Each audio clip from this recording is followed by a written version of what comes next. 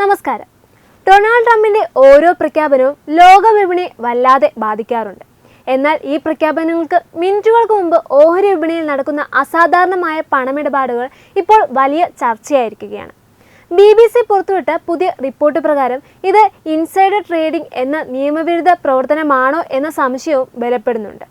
എന്താണ് insider trading എന്ന് നോക്കിയാൽ, പൊതുജനങ്ങൾക്ക് ലഭ്യമാകാത്ത രഹസ്യ വിവരങ്ങൾ ചിലർ നേരത്തെ ചോർത്തി വിപണിയിൽ പല വലിയ ലാഭങ്ങൾ കൊയ്യുന്നതിനെയാണ് ഇൻസൈഡർ ട്രേഡിംഗ് എന്ന് പറയുന്നത്. 1933 അമേരിക്കയിൽ ഇത് കുറ്റകരമായിരുന്നു.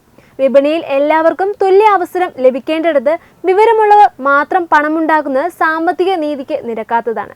ഈ ആരോപണങ്ങൾക്ക് തെളിവായി BBC ചില സംഭവങ്ങളും ചൂണ്ടിക്കാട്ടുന്നുണ്ട്. കഴിഞ്ഞ മാർച്ച് 9 ഇസ്രായേൽ-ഇറാൻ യുദ്ധം അവസാനിക്കാറായി എന്ന് ട്രംപ് ഒരു അഭിമുഖത്തിൽ വെളിപ്പെടുത്തിയിരുന്നു. ഈ അഭിമുഖം പുറത്തു വന്നതിന് 47 മിനിറ്റ് മുൻപ് എണ്ണ വിപണിയിൽ വൻ നിക്ഷേപങ്ങൾ നടന്നു. അഭിമുഖം പുറത്തു വന്നതോടെ എണ്ണവില 25% ഇടിഞ്ഞു. വിവരം മുൻകൂട്ടി അറിഞ്ഞവർ കോടികളാണ് ഇതിലൂടെ സമ്പാദിച്ചത്. സമാന രീതിയിൽ മാർച്ച് 23 ഇറാനുമായുള്ള പ്രശ്നങ്ങൾ പരിഹരിച്ചു എന്ന് ട്രംപ് തന്റെ സോഷ്യൽ മീഡിയയായ ട്രൂത്ത് സോഷ്യലിൽ കുറിച്ചപ്പോഴും വിപണിയിൽ കൃത്യമായ മുന്നേറ്റം ഉണ്ടായിരുന്നു. പോസ്റ്റ് വരുന്നതിന് 14 മിനിറ്റ് മുൻപ് വിപണിയിൽ അസ്വാഭാവികമായ മാറ്റങ്ങൾ കണ്ടു. അതുപോലെ തന്നെ 2025 ഏപ്രിലിൽ തീരുവ പ്രഖ്യാപനത്തിന് മുമ്പും വിപണിയിൽ വൻ ലാഭം കൊയ്യുന്ന ഇടപാടുകൾ നടന്നിട്ടുണ്ട്. പ്രഖ്യാപനം വന്നതോടെ ഓഹരി വില കുതിച്ചുയർന്നപ്പോൾ നിക്ഷേപകർക്ക് ലക്ഷക്കണക്കിന് ഡോളറിന്റെ ലാഭമാണ് ഉണ്ടായത്.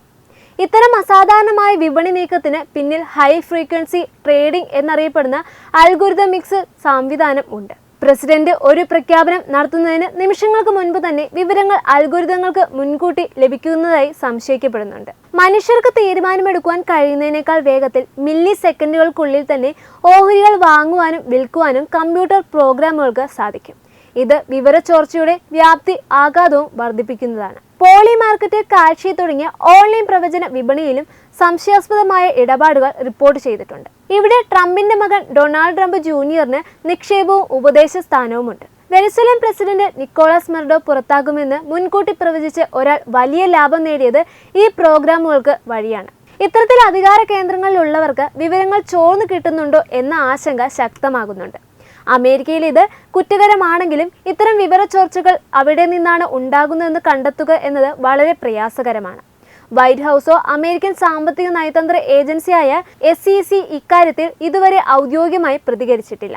ആരോപണങ്ങൾ അടിസ്ഥാനരഹിതമാണെന്ന് വൈറ്റ് ഹൗസ് വക്താവ് മുൻപ് പറഞ്ഞിട്ടുണ്ടെങ്കിലും വിപണിയിലെ ഈ അസ്വാഭാവികമായ മാറ്റങ്ങൾ ഇപ്പോൾ ചോദ്യചിഹ്നമായി തുടരുകയാണ്. പ്രസിഡന്റിന്റെ വാക്കുകൾ വിപണിയെ നിയന്ത്രിക്കുന്ന അവസ്ഥയിൽ ആ വാക്കുകൾ ആർക്കെങ്കിലും ലാഭമുണ്ടാക്കുവാൻ മുൻകൂട്ടി ഉപയോഗപ്പെടുത്തുന്നുണ്ടെങ്കിൽ അത് വലിയൊരു സാമ്പത്തിക അട്ടിമറിയാണ്. അത് അമേരിക്കൻ ജനാധിപത്യത്തിന്റെ സാമ്പത്തിക സുസ്ഥിരതയ്ക്കും വിശ്വസ്തയും വലിയ തോതിൽ ബാധിക്കും.